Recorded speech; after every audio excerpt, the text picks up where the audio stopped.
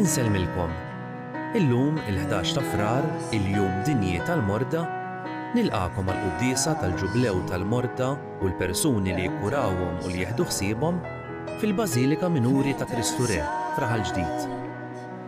Il-Papa Franġisku fil-messaġġ tiegħu għal dan il-jum speċjali fakkarna li rridu nitalmu nożżu d-bissima ta' nfermier, il-gratitudni u l-fiduċja ta' pazjent, l-għoża li juri tabib jew voluntier, jew il-ħarsa anzjuża u mistennija ta' xi ħadd mill-konjuġi, l-uliet neputijiet jew xi ħabib għażiż.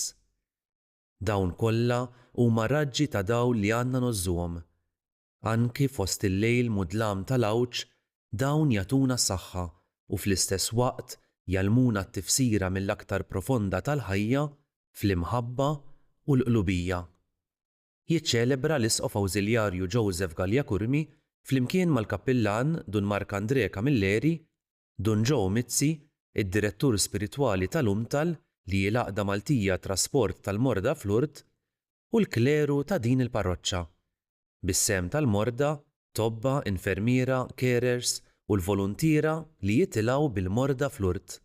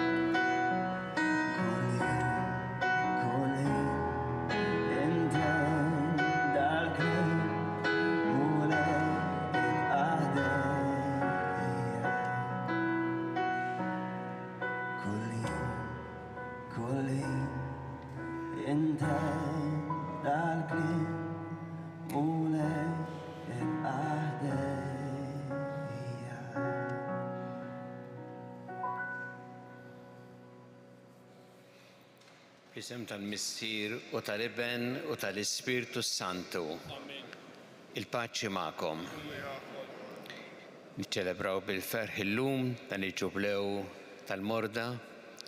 Nisellem l-Eċċellenza President ta' Malta u mistednin distinti kollha, kappillan u saċerdoti ta' din il-parroċċa u anki oħrajn li b'xi mod jew ieħor jagħtu sehemhom dan il-qasam lilkom il-koll preżenti hawnhekk nistedinkom biex flimkien niċċelebraw din l-Ewkaristija illi tlaqqana mal-imħabba u l-ħnina ta' Alla.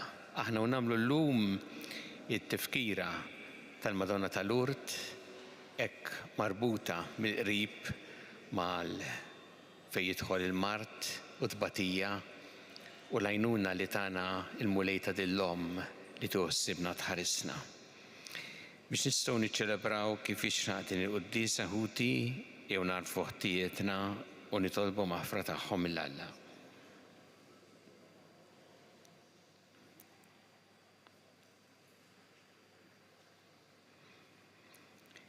Nis'Alla li jista' kollox u lilkom Ħuti li jiena tnibt ħafna bil-ħsieb, bil-kliem, bil-emil u billi ħallejt mirjieti. Ħtija tiegħi bl-akbar ħtija tiegħi. Għalhekk nitlob il-Imqazza Marija di Verġni lill-Anġel Qaddisin kollha u lilkom Ħuti biex jitolbu għalija l-mulej Alla tagħna. iħenna lina li jista' kollox jaffrinna drobietna u jwassalna għal ħajja ta' dejjem. Mulej ħniena. Kristu ħniena. Mulej ħniena. Nitolbu. U għall-ħanin iqaf magħna bnedmin dajfa biex aħna nagħmlu t-tifkira tal-Verġni Blateba u Malla Marija bil-għajnuna tat-talb tagħha nintrefgħu minn ħżunietna u ngħixu ħajja qaddisa. Bibnik Ġesu Kristu Sidna li għallam jekk jgħixu jissaltan flimkien mal-Ispirtu Santu għal dejjem ta' dejjem.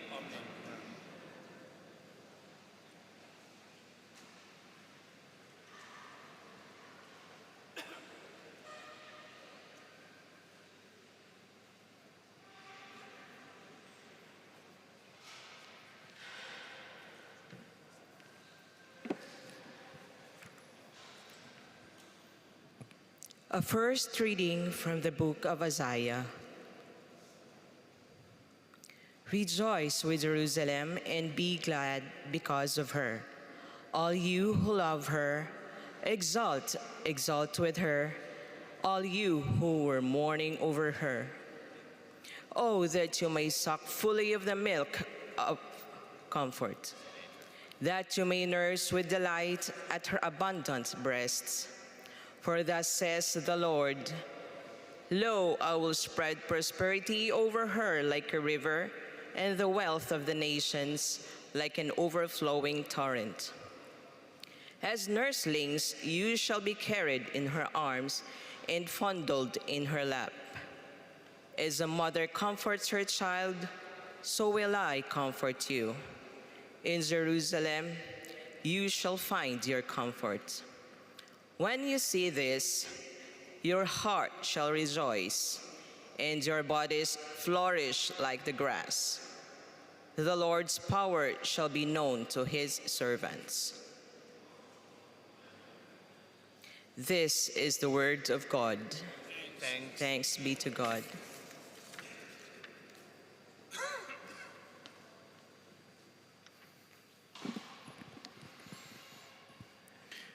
Imbirka int minn Alla loli, flimkien. Imbirka int minn Alla loli.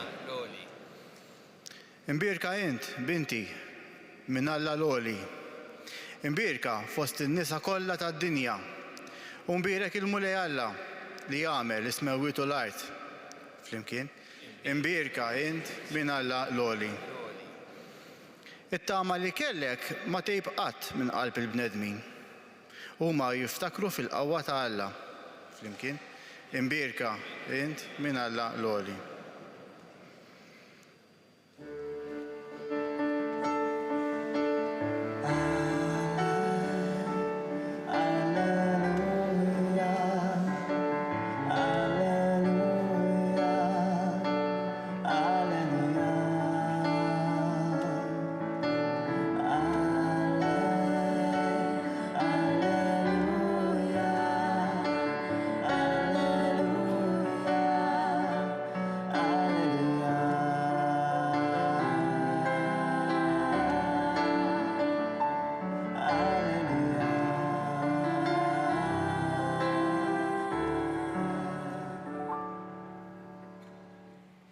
Iva, ħinja dik li jemnet kull ma jseħħ dak li jgħidha l-mulej.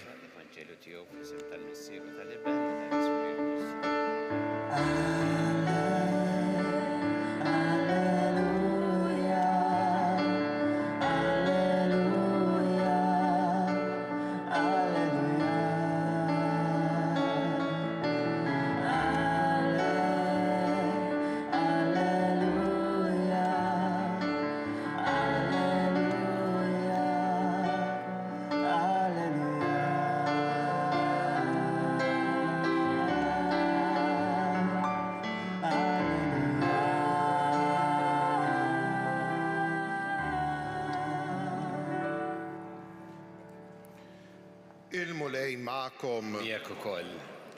Qari mill-Evanġelju mqaddes skont San Ġwan. Glorja lilek mulej. Dak iż-żmien sar tiġ f'Kana tal-Galilija u Ġesu kienet hemm. Ġesu kien mistieden għat-tieċu wkoll flimkien mad-dixxipli tiegħu. Billi ma kienx fadal iżjed inbit, Ġesu qaltlu m'għandhomx inbit. U Ġesu qalil aħna x'għandna x'naqsmu mara, is-sija tiegħi għadha ma waslitx. Ġesu qalet lill-qaddejja għamlu kull ma jgħidilkom hu. Issa kien hemm sitt ġarar tal-ħaġar imqedem mal-ħasir ritwali tal-lut. Kull waħda minnhom tesa' xi 100 jew 120 litru. Ġesu qal il-qaddejja mlew il-ġarar bl-ilma u dawk imlewhom sax-xfar. Imbagħad qalilhom issa ħudu minnu newluh lil dak li qed jieħu ħsieb il-mejda. Huma marru jagħtuhulu u daq l-ilma mibdul f'inbit u billi ma kienx jaf mnejn ġie għall-arus qallu kulħadd l-inbit it-tajjeb iservi l-ewwel, meta mbagħad ikun ħadhom iġibu dak li jkun inqas tajjeb, immint l-inbit it-tajjeb erfajtu sa issa. Dan li jagħmel mulej kien l-ewwel fost is-sinjali tiegħu, bih wera l-glorja tiegħu u d-dixxipli tiegħu emmnu fih. Il-kelma tal-mulej. Mit-talim tal-Evanġelju Mqaddes nitnatu.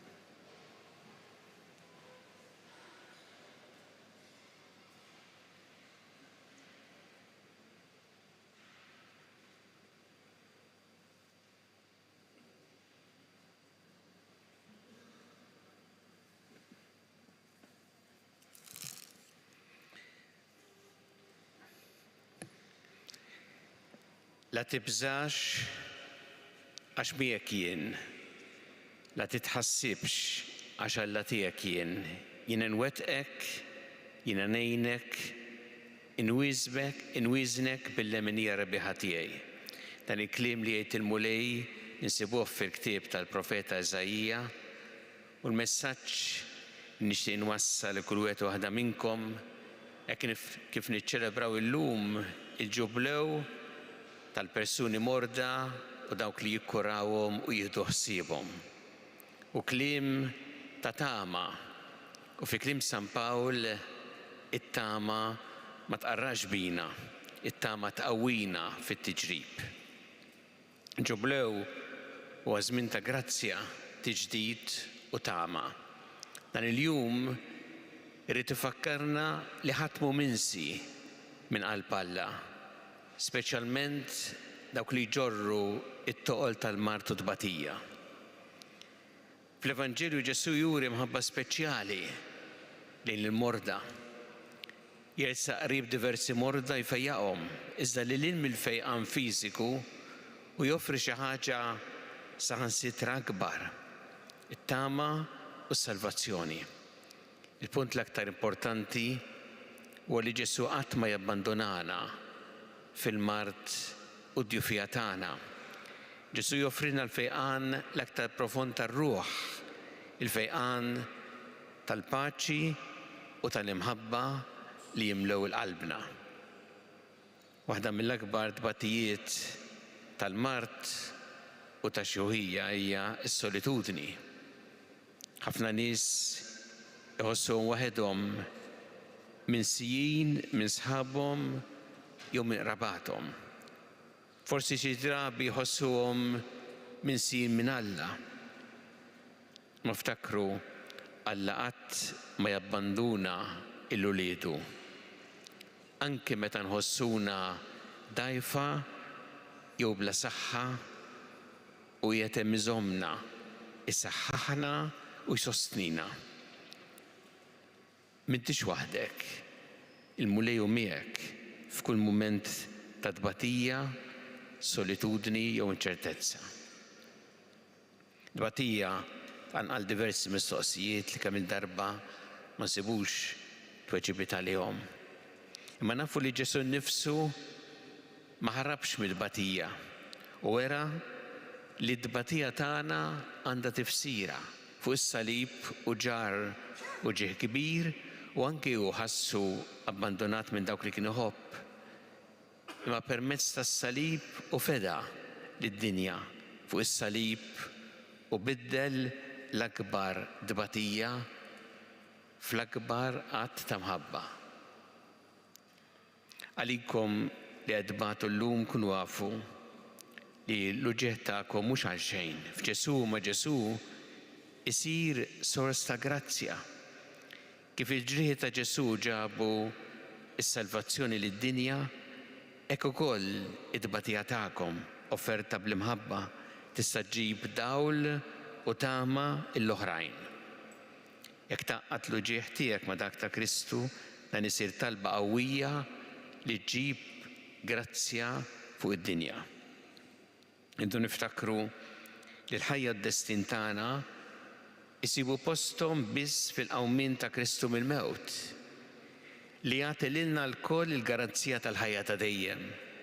U biss fil-misteru tal-għid ta' Ġesu li aħna għandna iċ-ċertezza li kif jgħid San Pawl fl-Tratiju r-Rumani l-mewt, l-ħajja, l-anġel, l-qawwiet, l-żmien ta' issa u li ġej, l-setat, l-għoli laqas il-font u ebda ħliqa oħra ma jistgħu jifirduna mill-imħabba ta' Alla. Din it-tama kbira hija lajn ta' dawk ix-xrarid kollha żgħar ta' dawl li jgħinuna naraw it-triq tagħna qalb il-provi u l-ossakli tal-ħajja. Nixtieq ngħid kelma lilkom li tieħdu ħsieb il-morda u tikkurawhom, il-familjari, infermiera, tobba, carers, ħaddiema fil-qasam tas-saħħa, saċerdoti, reliġjużi, irġiel u nisa, tant volontiera, nsemmi anke l-għaqda tat trasport tal-morda fl-Urt. Ix-xogħol tagħkom huwa qaddis. Meta tieħdu ħsieb imminedibati qed isservu l-Ġesu nnifsu li dejjem ifakkarna kull ma miltu ma' wieħed mill-iżgħar fost dawn ħuti għamiltuh miegħi. Il-postijiet ta' tbatija spiss huma wkoll postijiet fejn wieħed jista' jaqsam ħajtu ma' ħaddieħor allura jkun hemm arricchiment reċiproku. Kemm il-darba niskopru li aħna anġli tat-tama u messaġġiera ta' Alla l xulxin, il-kol flimkien kemm jekk fil-familja jew fl-isptarijiet, fid-djar tal-anzjani, fil-ċentri mediċi u f'postijiet oħra. Il-Papa Franġisku fil-messaġġ tiegħu għal-jum il-morda ta' din is-sena, messaġġ għallum jgħid hekk: irridu nitgħallmu kif nożżu id-tbissima ġentili tal-infermiera, il-gratitudni u l-fiduċja ta' pazjent, il-wiċċ mimli ħlewa ta' tabib jew volontier, jew il-ħarsa anzjuża tal-miżżewġin, tat-tfal, ta' nepotijiet jew ta' xi ħabib għażiż. Dawn kollha huma raġġi ta' dawl li għandna napprezzaw anke f'nofs ta' lejl mudlam ta' tbatija, għax dawn jagħtuna s-saħħa u fl-istess ħin jgħallmuna it-tifsira aktar profonda tal-ħajja, tal-imħabba, tal-qrubija. Eżis ħuti llum Ġesu jsejħilna biex nafdaw fih. Kemm jekk aħna morda, kemm jekk qegħdin sostnu lil min hu marit jew lil min qed ibati u qiegħed qrib tagħna, ħanħaddnu l-imħabba u ħniena tiegħu. Forsi kultant ikun hawn min jistaqsi għalfejn għadni hawn. X'nista' nagħmel jekk jien marit jew marida? X'nista' nagħmel fid-djufija? Ħuti għattemnu li ħajjitkom m'għandix valur. Għandha valur kbir. Ħalli l-ħadd jipperswadik li ħajtek inutli li ma tiswix. Kull mument li tgħix huwa rigal minn Alla. Anke meta tkun marid jew marida għandek missjoni li tkun xhieda tal-fidi li titlob għall-oħrajn li turi ż-sbuħija tat-tama f'Alla. Ftakru f'Santa Teresa tal-Iżjed meta kienet marida ma settet tagħmel xejn li titlob, imma t-talb tagħha kien mezz ta' trasformazzjoni fid-dinja. Hekk ukoll it-talb tiegħek, is-sabar tiegħek u s-sagrifiċċju tiegħek huma grazzja għall-Knisja, għall-familja tiegħek, għas-soċjetà. Nixtieq nagħmel appell lil kull min hu responsabbli, l-awtoritajiet, imma lilna lkoll biex aħna dejjem nożżu l-ħajja, biex nagħmlu minn kollox ukoll biex intaffu it-tbatija fil-ħajja, imma qatt billi neliminaw il-ħajja. Ħajkun dan il-ġublew żmien ta' tiġdid, żmien fejn aħna nistgħu ngħixu anke t-tbatijiet tagħna flimkien ma' Ġesu Kristu. Dan il-jum speċjali jew inħarsu wkoll lejn Omna Marija, saħħa tal-morda, li f'Lourdes mod partikolari urid ruħha bħala sors ta' fejqan u faraġġ għall-morda. Marija tinsab magħna fil-mart bħalma kienet taħt is-salib ta' Bina, tifhem l-weġgħat tagħna u tħobbna b'imħabba materna.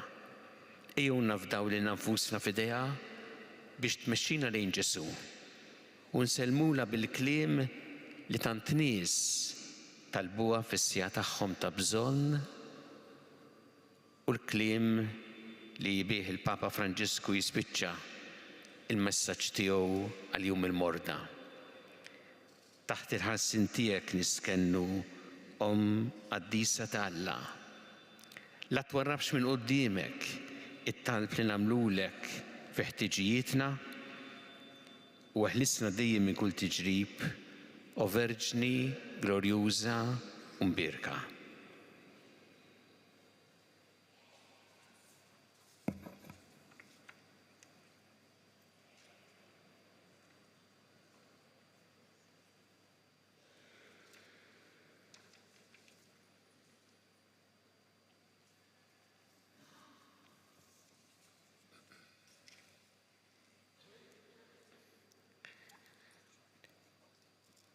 San umu bil-wiefa ħalli r-ressut tal-bittana lil-Alla nagħmlu dan fiduċja kbira illi hu dejjem jagħtina dak li huwa taġġid għalina.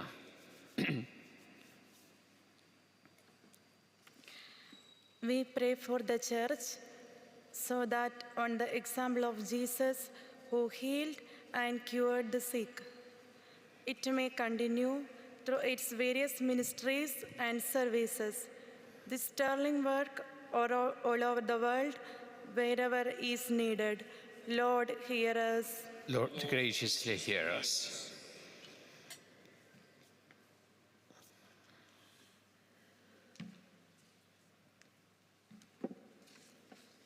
F'dan il-jum id-dedikat lill-morda madwar id-dinja kollha, ejjew nitolbu sabiex bl-interċessjoni tal-Madonna tal-Ordes il-mulejja tissaħħa il-kuraġġ u l-perseveranza lill-morda fl-ibstarijiet u ġadjar tagħhom.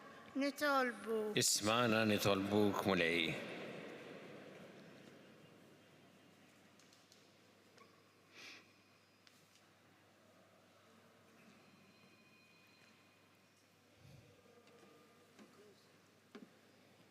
Let us pray for governments, health authorities, and health organizations, so that the Lord will give them knowledge and foresight to keep working hard to eliminate sickness and elevate those who are suffering from any conditions.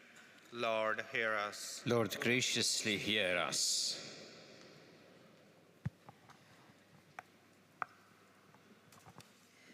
Niftakru wkoll fil-qraba tal-morda li anke fuqhom dan il-mart iħalli effetti sabiex il-mulej jagħtihom il-qawwa is-serenità u l-paċenzja meħtieġa biex iduru bil-morda tagħhom.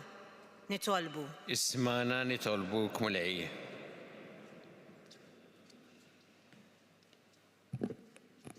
We pray for the medical doctors, the nurses, the carers, and the staff of all the hospitals, so that the Lord will give them wisdom and love in their service to the sick person. Lord, hear us. Lord, graciously hear us.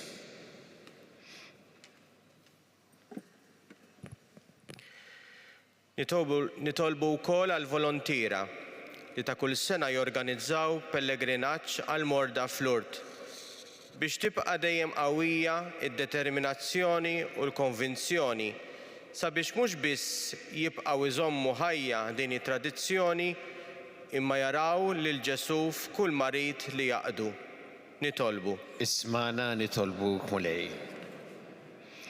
Mulej Alla tagħna nitolbuk biex tilqa' dawn it-talbiet tagħna u żommna dejjem taħt il-ħarsien tiegħek bi Kristu Sidna.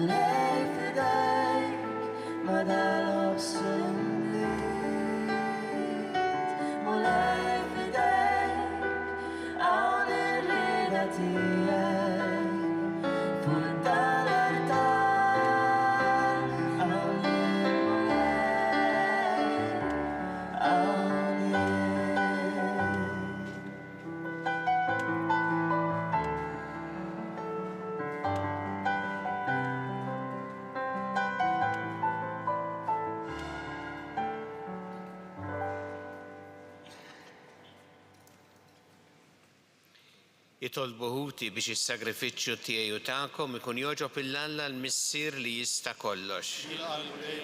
Is-sagrifiċċju għat-tifkir u l-glorja ta' ismu, tal-artiġijiet tagħna u tal-Knisja mqazza kollha tiegħu. Il-qamulej jittalbu l-offerti li aħna qegħdin nagħmlulek fit-tifkira tal-Verġi Mqazza Marija imnisla mingħajr teba ta' dnub biex bihom noġbuk u jkollna l-għajnuna tat-tieba tiegħek bi Kristu Sidna. Il-mulej ma'kom, nerfgħu qlubna l-fuq, niżu ħajr il-mulej Alla tagħna. Sewwa u xieraq tas-sew mulej Missier Qaddis, Alla ta' dejjem tista' kollox, tajjeb u taġid tas-salvazzjoni tagħna li dejjem u kull imkien irroddulek ħajr. Intħarist il-Verġi Mqazza Marija minn kull teba ta' dnub tan-nisel u żejjinta bil-milja tal-grazzja tiegħek. B'hekk ħejjejta bħala xirqa libnek u fiha urejt il-bidu tal-Knisja l-arusa tiegħu kollha żbuħija bla ebda tikmixxa jew teba. Hi bħala Verġni l-aktar safja kellha ġġib fid-dinja lil ibnek il-ħaruf bla teba li jħassar ħtijietna u inti ħtarta fost kulħadd biex tkun għall-poplu tiegħek avukata tal-grazzja u mera ta' qdusija. Għalhekk nissieħbu mat-tajja tal-anġli f'ferħ kbir infaħruk u ngħidulek Qaddis, Qaddis, Qaddis. Mulej Alla tal-eżerċiti, smawi tal-art hija glorja tiegħek. Osanna fl-għoli tas-smawi. Osanna fl-għoli tas-smawi. Qaddis tas-sewint mulej inti lajn ta' kull qdusija. Qaddes għalhekk nitolbuk dal-offerti bil-barka tal-Ispirtu tiegħek biex isiru għalina l-ġisem u d-demm ta' Sidna Ġesu Kristu. li meta kien se jingħata biex mir-rajħ ibati ħal-ħobs rat il-ħajr qasam tali d-dixxipli tiegħu qal: ħudu u kulu il-koll minn dan għax dan huwa ġismi li jingħata għalikom.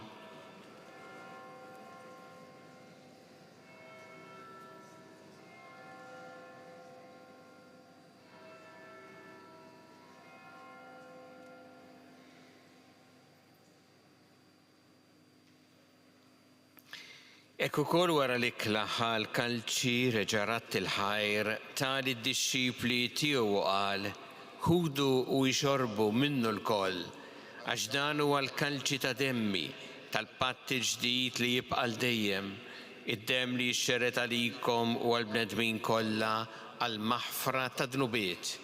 Għamlu dan b'tifkira tiegħi.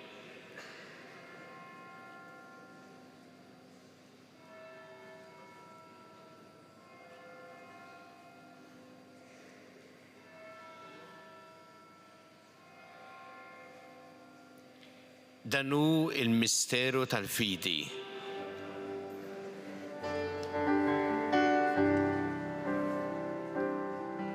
Kull darba li niklu minn dal-ħobs, kull darba li nixxorbu minn dal-kalċi, inħabru l-mewtijek, inħabru l-mewtijek.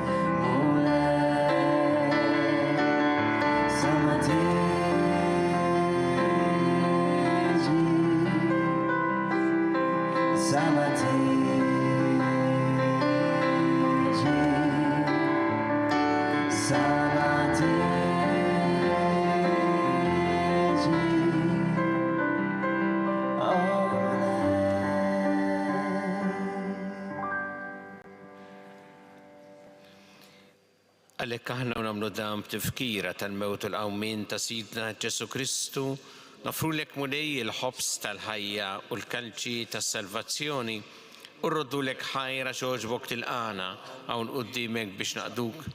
U miċ-ċokon tagħna nitolbu li l-Ispirtu Santu jaqgħadna f'ġisem wieħed lilna li nieħdu sehem mill-ġisem u d-demm ta' Kristu. Ftakar mulej fil-Knisja tiegħek imxerda mad-dinja kollha. Wettaq fl-imħabba fl-imkien mal-Papa, mal-isqfijiet, mal-isqof ġew u mal-ministri tiegħek kollha. Ftakar ukoll fħutna illi raqdu bit-tama tal-qawmin. Ftakar fil-mejtin kollha daħħalhom quddiemek fid-dawl tas-sebħ tiegħek. Ħenna lina l-koll nitolbuk għati lilna wkoll il-wirt tal-ħajja ta' dejjem, flimkien mal-Verġni Mqazza, Omma illa Marija, ma' San Ġusepp, mal-Apostli, Santa Bernardet Subiru u mal-qaddisin kollha illi jgħixu fil-ħbiberija tiegħek sa mill-bidu tad-dinja. Għamel li magħhom infaħruk u nsebħuk b'Ġesu Kristu ibnek. Bi Kristu, ma' Kristu u fi Kristu. Jingħata lilek Alla Missi li tista' kollox, flimkien mal-Ispirtu Santu kull ġieħu glorja għal dejjem ta' dejjem. Amen.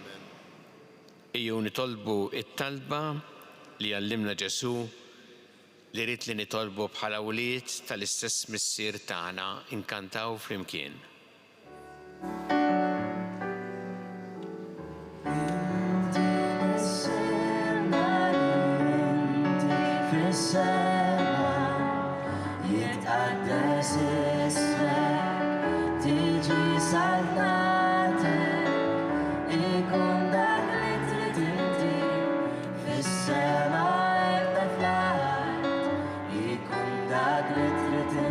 Fis-sema hekk ta' fl-art.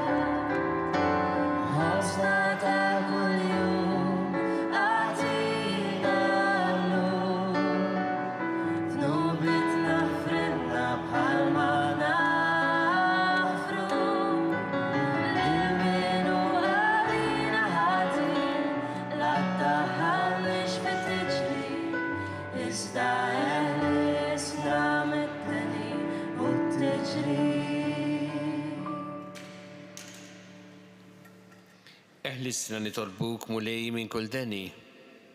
Atina fit-tieba ħnina tiegħek il-paċi fi żmienna biex inkunu ħilsa dejjem mid-dnub u mħarsa minn kull inkwiet.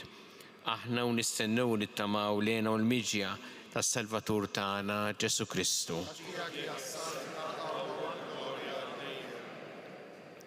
Muli Ġesu Kristu li qed l-apostli tiegħek inħallilkom is-slim nagħtikom is-slim tiegħi. La tħares lejn tnubietna, iżda ħares lejn il-fidi tal-Knisja tiegħek. Għatiha s-slim u l-għaqda li jintrid fiha, int li tgħixu s-saltan għal dejjem ta' dejjem. Il-paċi tal-mulej tkun dejjem magħkom. Nagħtu il-paċi li xulxin.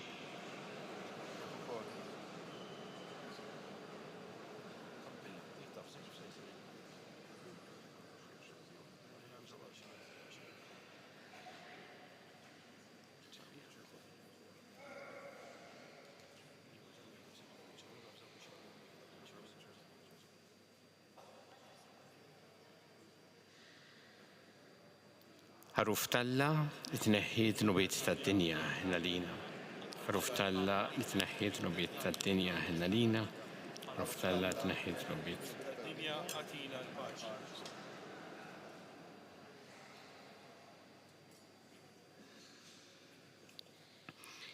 Danu il-ħaruf talla danu li jneħħi nubiet tad-dinja. Ħenjin dawk li huma mistiedna l-ikra tal-ħaruf.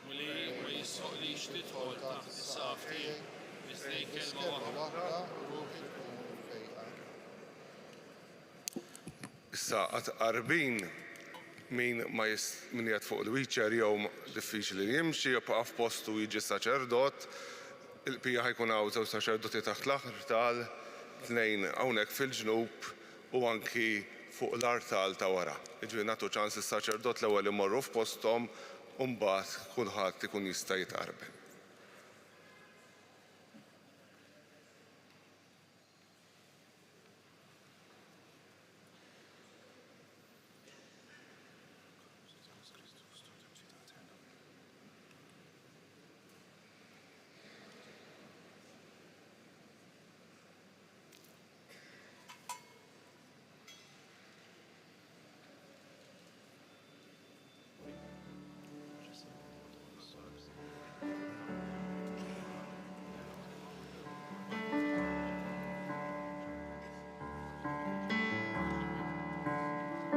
Take these hands and lift them up, for I have not the strength to praise you enough. See, I have nothing,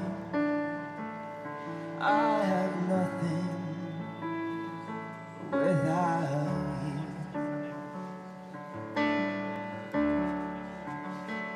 Take my voice and pour it out.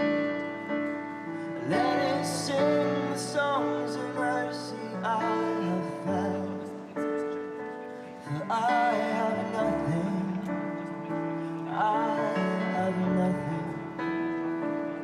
without you.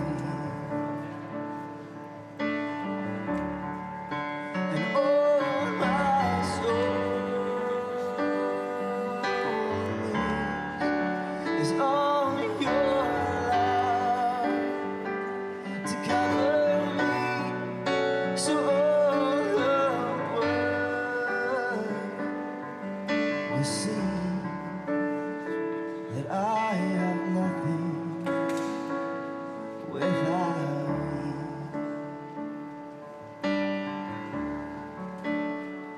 Take my body and build it up. May it be broken as an offering of love. For I have nothing without you. And all my soul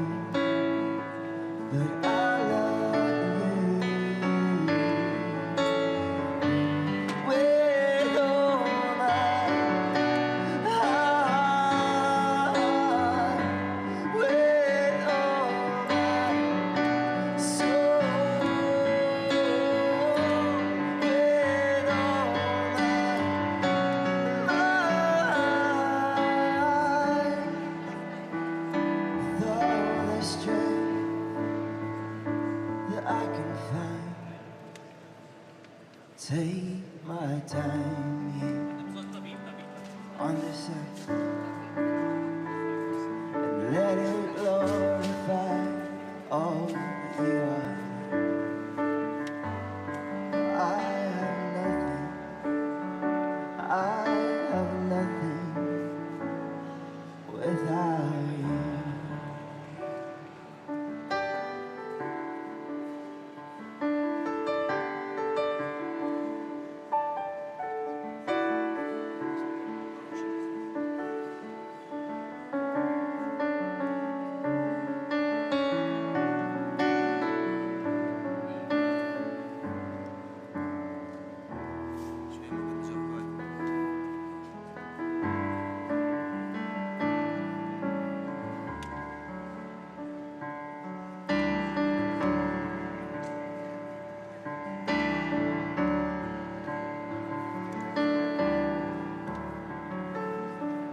I love you, Lord,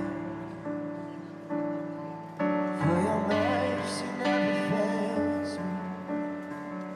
In all my days, I've been held in your hand. From the moment that I wake up until I lay my head, oh, I will sing of the goodness of God.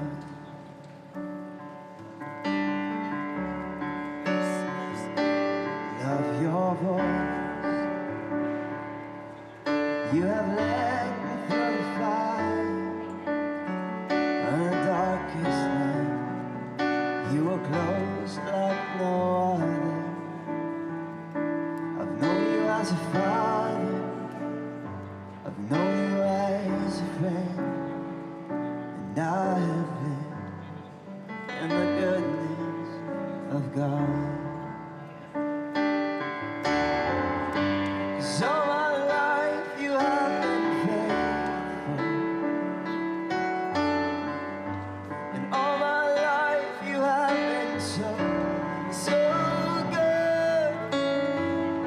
With every breath that I have made, oh, I will sing of the goodness of God. I love your voice. You have led me through the fire in my darkest night. You were close like no other. I've known you as a father, I've known you as a friend, and I have lived in the goodness of God. 'Cause all my life you have been faithful, and all my life you have been so, so good. With every breath that I am made, oh, I will sing of the goodness of God.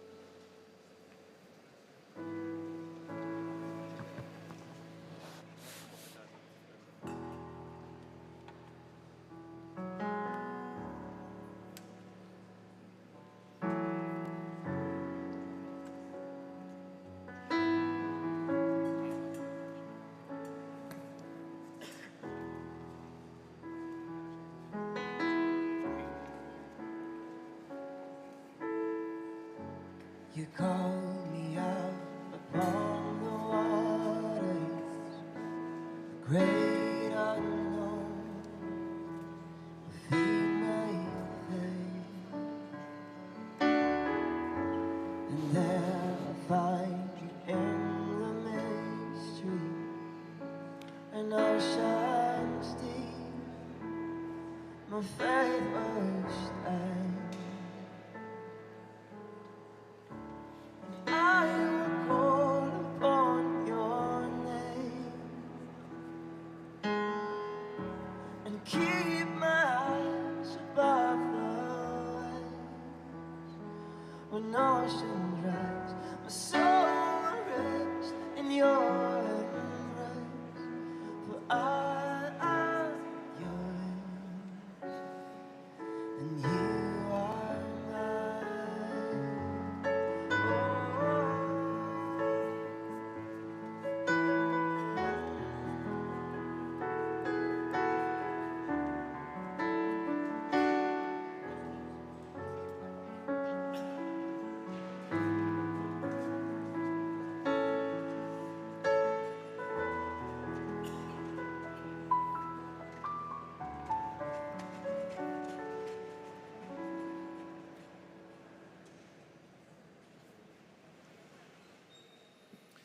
Nirringrazzjaw lil Alla l-imbirek u lil Sitna Marija tal-Urt illi qegħdin niċċelebraw dan il-ġublew tal-morda kif ukoll it-tobba, n-nurses u l-carers u dawk kollha li jassistuhom.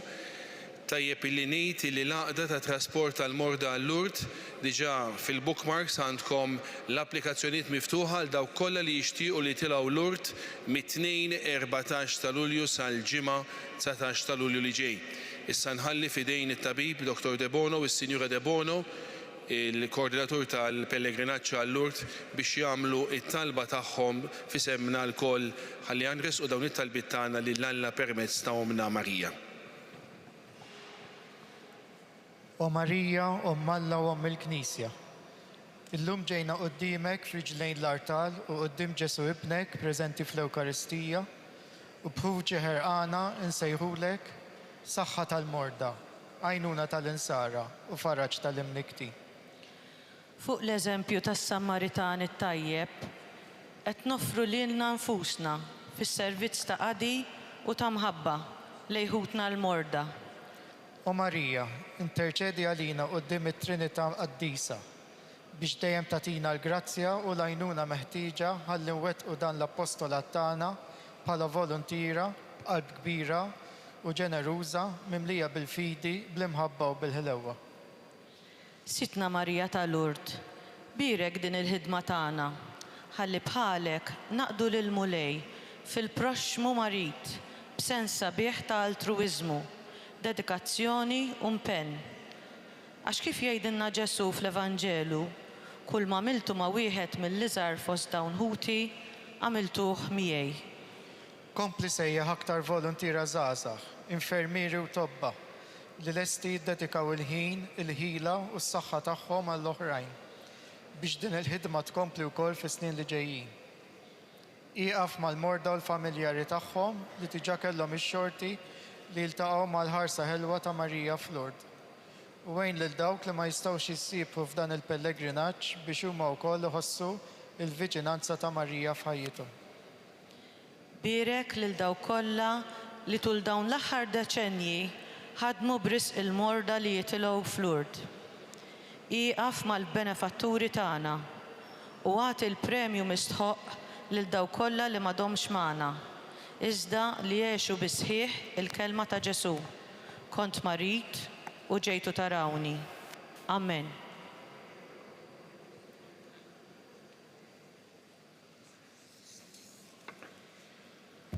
Nitolbu. Arbinna mulej bis-sakrament tas-salvazzjoni fiċ-ċakontana nitolbuk biex aħna li ċelebrajna t-tifkira tal-Verġi Mqazza Marija Alla imnisla minn arteba ta' dnub ikun jistħoqilna l-dejjem il-frott tal-fidwa li tajtna bi Kristu Sidna.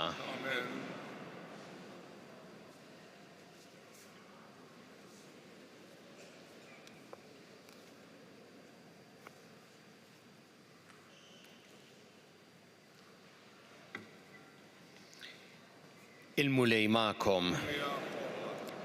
Ikun imbirek isem il-mulej. Lajnuna tagħna f'isem il-mulej. U jberikkom Alla li jista' kollox il-Missier u l-Iben u l-Ispirtu Santu. Immorru ngħixu fil-paċi ta' Kristu.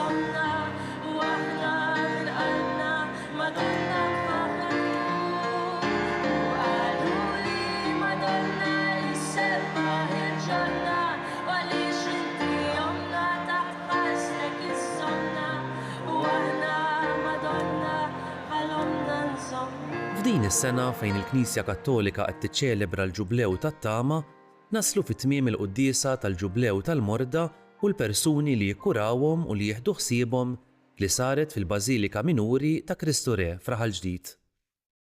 Infakkarkom li kull min jixtieq jgħin lill-Arċidjoċesi ta' Malta tkompli ħidmietha bix-xandir tal-quddies jista' jagħti donazzjoni online jew permezz ta' ċekk indirizzat lil Arċidjoċesi ta' Malta. Aktar dettalji jinsabu fuq knisja.mt/donazzjonijiet. Mulej, għenna niskopru l-imħabba meta nieħdu ħsieb lil dawk fil-bżonn u nirrealizzaw li aħna nistgħu nkunu anġli ta' tama u messaġġiera ta' Alla għal xulxin. Il-kol flimkien, inkunu fejn inkunu. Il-kumplament tal-jum it-tajjeb.